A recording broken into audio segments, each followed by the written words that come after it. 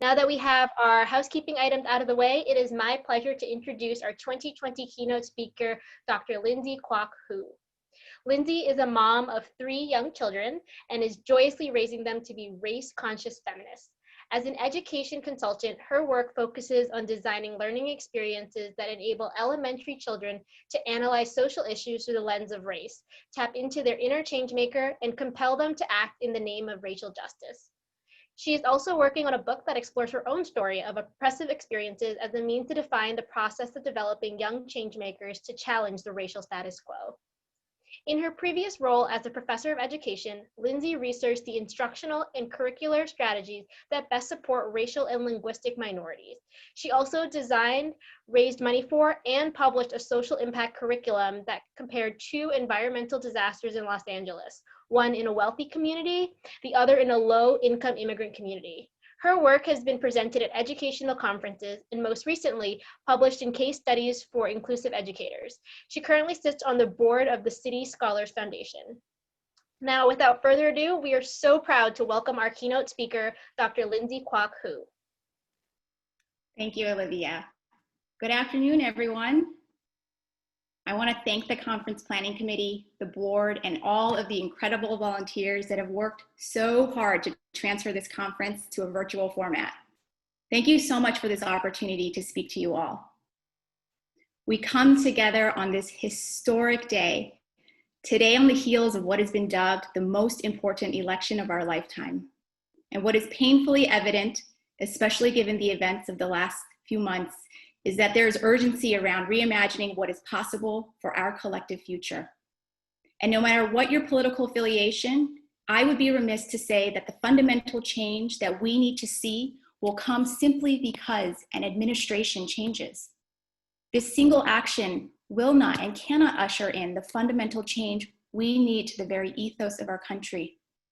And that's because change begins with us. It begins with you. Becoming the change and reimagining the future is now more important than ever. A future where oppression based on race, class, gender, sexual orientation, etc. is eliminated. And instead, we all have opportunity to live in peace, love, and joy. Reimagining our systems must be centered on those who are the most oppressed in our society and will benefit all of us. And that is why this conference is as timely as it is critical. It offers us an opportunity as Asian American women to come together to chart out a course of action for change. We have an opportunity to discuss mental health, the anti-Blackness pervasive in our community, the model minority, to affirm and embrace our intersectional identities, and to even practice implementing change. Discussion around these typically taboo topics in our community have to come to the forefront. It has to be normalized if we are ever able to even allow ourselves to begin dreaming about the future. I believe the way that the conference sessions have been set up will push us all out of our comfort zone. I know it has for me so far. And I encourage you to embrace this and to really lean into this. When pushed outside of your comfort zone, we open ourselves up to new ideas, asking questions, and ultimately being vulnerable to the process. The extent to which you allow yourself to be vulnerable will determine the extent to which you can become the change. Now, if you're like me, I was not taught to be vulnerable, and the idea of it makes me very uncomfortable. In fact, I was taught that to be vulnerable meant that you were weak. Swallow your feelings, always have the answer, never ask for help, pursue the unreasonable standard of perfection. Now let's take a quick poll in the chat. How many of you are comfortable being vulnerable? Yes for I'm comfortable, or no for I'm not comfortable. I'll take a moment. Be lots of yeses, lots of nos. Why might I encourage you to be vulnerable? As Brene Brown says, to be vulnerable is to be courageous at the same time, because you are electing to jump into the ring, to get dirty, to fall down, to dust yourself off, and to keep on going. Reimagining the future in the name of change requires great courage. Now, our history as an Asian American community is as diverse as it is beautiful, rarely recognized in the mainstream. We are made up of different religions, cultures, nationalities, including but not limited to Indian, like our new VP, Hmong, Indonesian, Korean, Pacific Islander, just to name a few. If we were lucky, some of us were able to choose to come over for better opportunity. Some were forced to seek refuge. Some came over enslaved, and some have been here for generations. We are documented, we are undocumented. English is our first language for some, while some speak our home country's language as our first. We are also part of the LGBTQ+ community. But for all that makes up this tapestry of experience, one of the things that unfortunately binds our community together is the collective racial trauma that we've experienced. The way that our community has been positioned in the dominant narrative has rarely, if ever, been by our choice or by our definition. Sometimes we are demonized, and sometimes we are propped up as whiz kids and pitted against other communities and other groups. Perhaps most infuriating, we are treated as a monolith, diverting resources away from those most in need in our community. And at the center of this, Asian American women across the board have been depicted as invisible, one-dimensional characters, weak and passive. We are not. Apolitical. We are not. Objects. Good God, we are not. And while it is easy to blame the status quo for this one-dimensional narrative, we must also acknowledge the extent to which we have both internalized and even perpetuated this very narrow depiction. The only way that we can become the change is if deep down we reject that narrative, or any narrative that has ever been predetermined without your consent and forced upon you, and open ourselves up to change. Now, so far this address has been a bit serious. We're going to try and change that up a bit, because despite all of this, we have triumph in our story.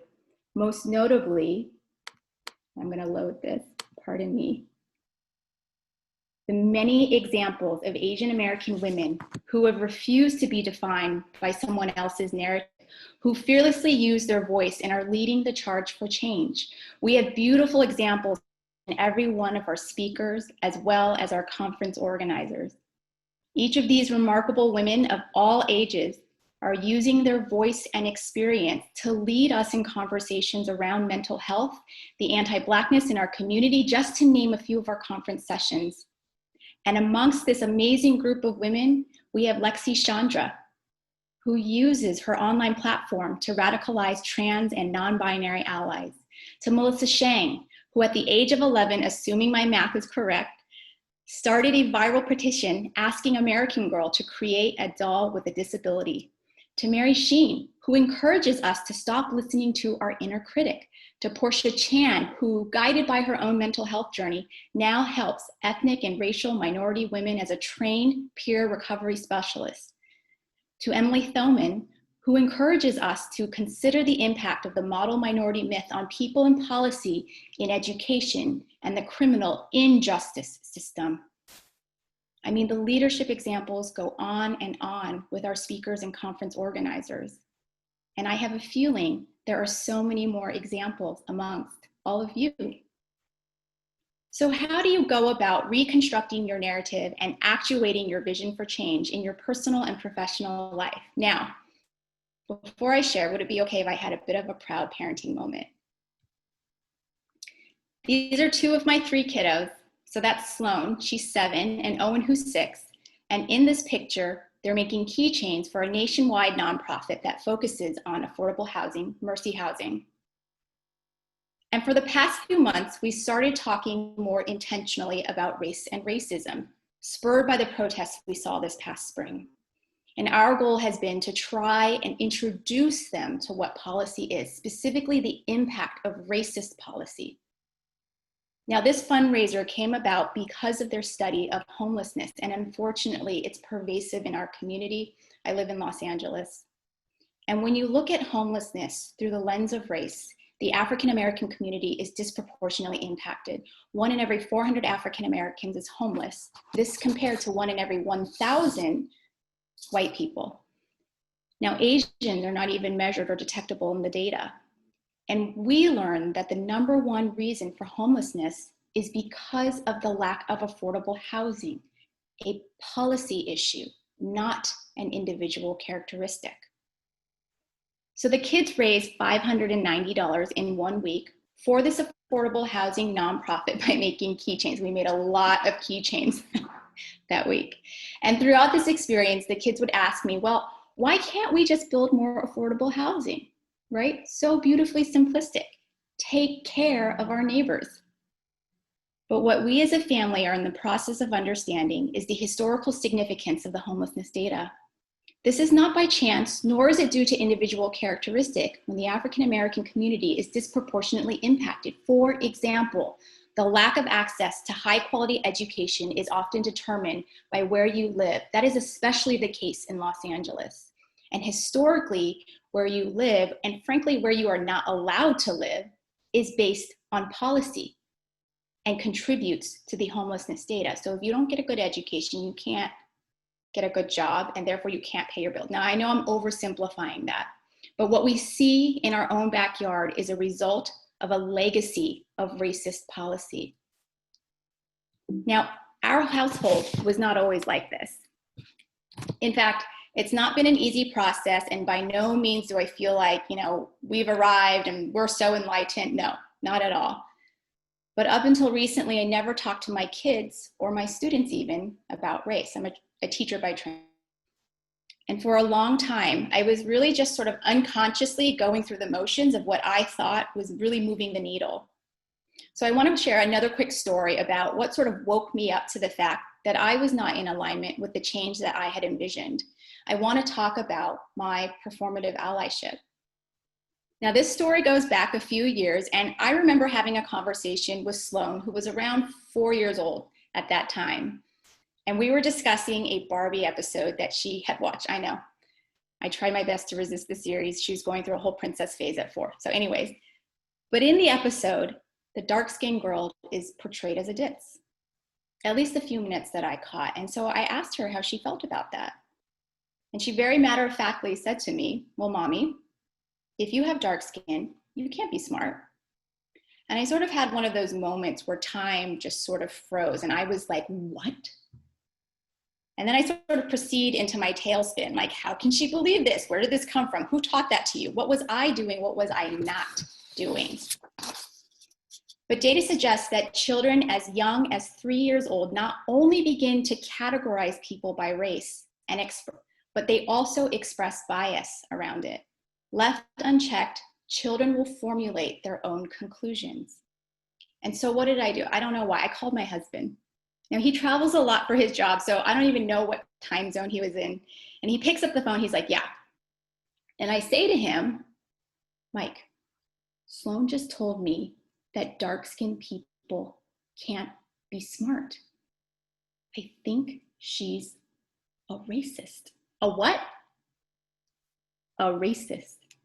Well, just show her a picture of the Obamas and talk about them, he says to me. Perfect. Click. Sloan, these are the Obamas. Mr. Obama was the 44th president of the United States, and Mommy voted for him twice, as if that's supposed to debunk her statement.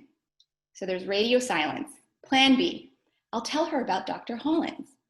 Now, Dr. Etta Hollins is a world-renowned scholar on using student culture to enact deep learning, and somehow I convinced her to be my chair. And she's honestly one of the most brilliant and generous people that I know. So I say to Sloan, look, one of Mommy's teachers is Black, and she's one of the smartest women that I know. So there's a small glimmer of connection, but really still nothing. I know. We're gonna get you a Black Barbie for Christmas, and you will play with it. And so we did, and that was the doll that we bought her. So aside from the questionable parenting, are you cringing yet? Are you cringing at my performative allyship? That somehow I convinced myself that voting for Obama, working with Dr. Hollins, working in educational inequity, buying a black Barbie doll would somehow declare to the world that I am of course not a racist. I am totally on the right side of change. I clearly needed to rethink my approach. I needed to have the courage to have more persistent and intentional conversations with those closest to me. I also needed to understand, why was that so scary to me? Now, I know we just met. I don't know you. I don't know your story. Your story is probably not as melodramatic as mine.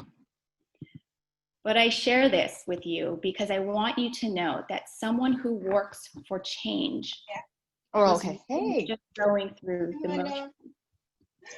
I am not story. But how awesome is this conference opportunity that we can come together to sharpen our understanding of what that actually looks like.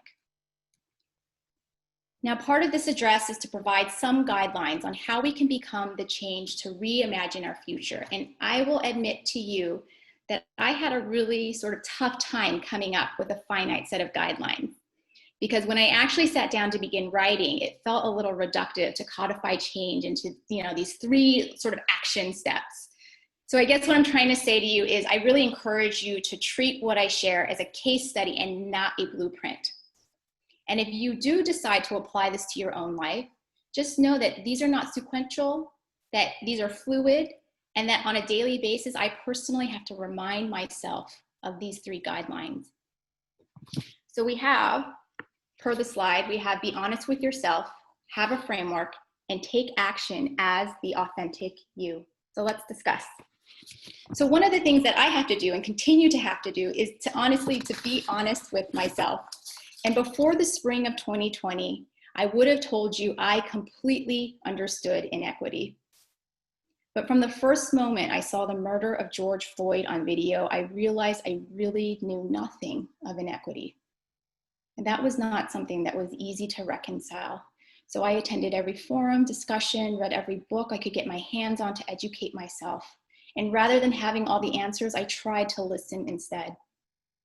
Being honest with myself also meant personalizing my own oppression. And this was really critical to me better understanding the Black Lives Matter movement. And I take no pleasure in admitting that out loud. I feel guilty for not more aggressively pursuing change prior to, but this is just honestly what it took for me to start moving towards trying to more effectively show up. To connect to my oppression, I had to educate myself about white supremacy. Now, if you're unfamiliar with the term, it is not a nationalist waving a Confederate flag, but it's the idea that white supremacy is the standard that we are all held to, whether we want to or not. White supremacy infiltrates every aspect of our lives. It is the air we breathe, and I am someone who has actively bought into that system and who has benefited from that system.